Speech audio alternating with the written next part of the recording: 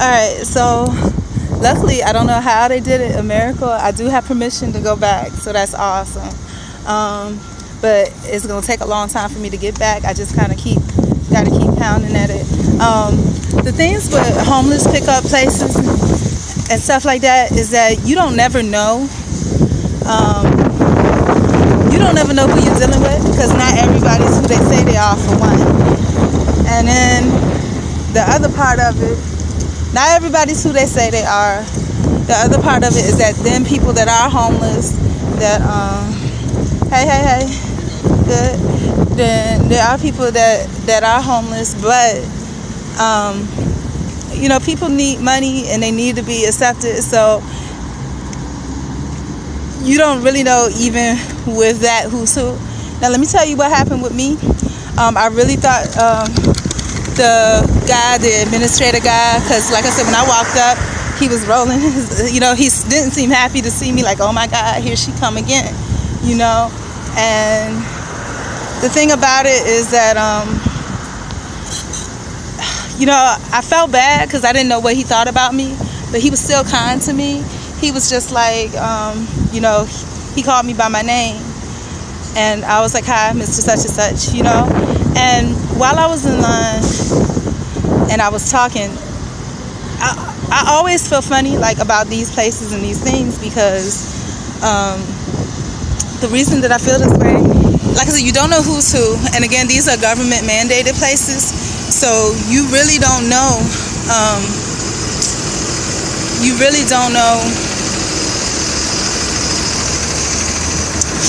I don't even know how to say it. You really don't know what the real reason is for when they do what they do. And most of the people, again, it's a job. They don't know the real reason that they do what they do. So you're putting yourself in the care of other people. I'm a little bit scared, to be honest with you. Things are changing a lot. And let me tell you what scares me a lot. Like, I was talking to this one woman, and we happened to be close to where there's another lady that was standing. They were talking about mental health. Okay, well, one lady, she was very open, and the people that, that's Anna Nicole, and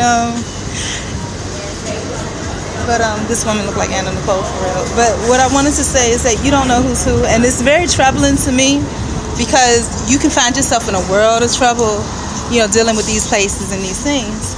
And I say that because while we were standing in line, the people that tend to have more problems or more visible problems that you can see on the outside, like you can usually tell when people have been on drugs before and that type of thing.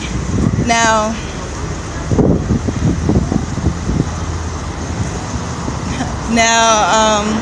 okay, I'm sad a little bit because this was really disturbing to me. You can tell the people that have been on drugs and other things like that. Now, the lady, and they tend to be more open, and that's good for me because, as y'all know, I'm pretty lonely because I vlog all the time.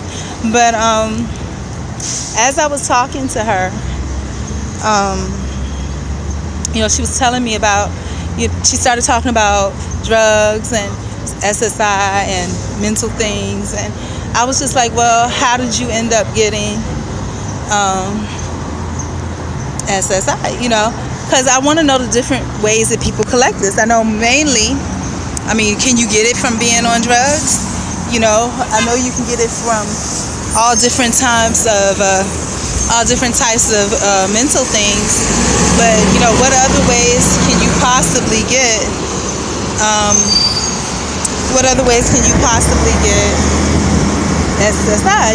So she was saying, these disorders, but I was like, wow, and I just mentioned that, before people would be able to be on marijuana and be able to get SSI, but they stopped doing that. Then there was a lady, might have been a male, that was standing close by, and she was very attractive, and very intelligent too. You could see it. And what she was doing was she was observing and picking apart, information and changing perceptions. Now, this is what she did. She looked like a street person, but the way she talked made it something different. And And maybe there's a thing where they're looking at, they're awarding people for reporting fraud or something like that, because obviously she had her thoughts about me. Because let me tell you how it went. I was talking to the other girl, and me, I'm open, so I'll invite somebody else in the conversation. But the thing about it is, some people that are there just to talk, like that girl, the one that was on drugs or was on drugs, was there just to talk. And the same thing with me. I'm lonely, so I'm there just to talk. But then there's people that are there that are not there to talk, but it's kind of like a chess thing, finding out information and getting it. This is where I went wrong the last time that I was in the shelters.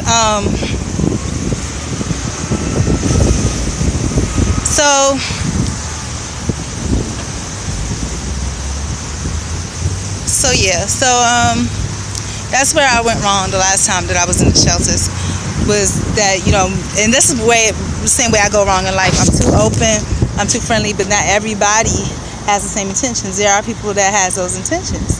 And so homeless pickup place is really where I should be daily, because you learn a lot from there. Everything you can find in one little spot is there. But this woman, let me tell you how she turned the conversation. She was like, oh, so why is everybody here? I was like, well, everybody's here for the same reason. And that man girl was just like, she kept bringing up like, oh, you can't just, okay, let me tell you what the conversation was about, disability, how people get disability. So I was asking about that, and I was like, well, anybody can claim that they're crazy and, get labeled disabled. I also, on top of that, was like, there's some piece, and it's just like, no, the doctors write these prescriptions, they'll lose their license. Yeah, they might lose their license, but if there's somebody that's a court-ordered official that's telling you that that you need to deem this person to be mentally unfit for whatever reason, then chances are they're more afraid. The court official has more aptitude to create a situation where that physician can lose their license versus the person that is being convicted or whatever it is, or whatever it is, And that was the standpoint that I was coming from that. But what she was doing was she was changing perceptions, talking about something that really had nothing to do with it. She was coming from the viewpoint of, oh, somebody trying to collect SSI to collect disability. Okay, I don't condone that at all. And the reason why is because I have very strong feelings against that. All of that to me is a farce. Nothing comes free. There's a price to pay for it. Even being homeless, being in a homeless shelter, that's not free. You pay for that. You don't know what kind of testing and experimentations they're doing. Like I told you my experience when I was in Homestead at the shelter, and also, here. They're injecting you with these things during their quote-unquote vaccinations and whatever. And the thing about it, I'm going to say this, is that now, I'm surprised that they opened it back up. But I think that the reason they're doing that with this new healthcare initiative, they're getting everybody tagged. You know what I'm saying? That's all it is. So basically everybody can come into the shelter now. So there's different things that go along with that, or at least they're allowing you back in this one time so they can get you nice and tagged up, So it's all scary to me. I don't know. It's very scary to me, and I would like to. I want to talk to the administrator. I don't know if we're allowed, you know what I'm saying, to like talk to them, because I think a lot of people, have inappropriate interactions like that. But me, I really want to know, like.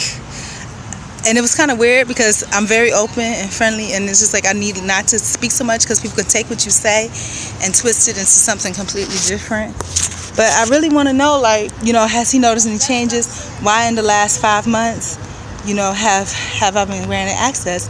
Are they now re-granting, opening the door for everybody to gain access again? But I guess when I get there, that's something that I can ask as well. So, but it concerned me the way that man lady was kind of flipping the questions around. And when I asked her what she did, she says, oh, I've done some of everything. You know, so I know that that's one person I want to be careful of. How will I address her? And because that's trouble. She could take perceptions and change them, because the way that she was talking, anybody listening would think that, the conversation was about fraud and condoning that. So I'm standing in front of the library and I was vlogging, and this guy just walked out. And he was just like, "Excuse me, ma'am, something, something, something." And I don't know where that came from, so I'm about to walk down a little bit. But so I'm going to let him finish, and then we'll continue on.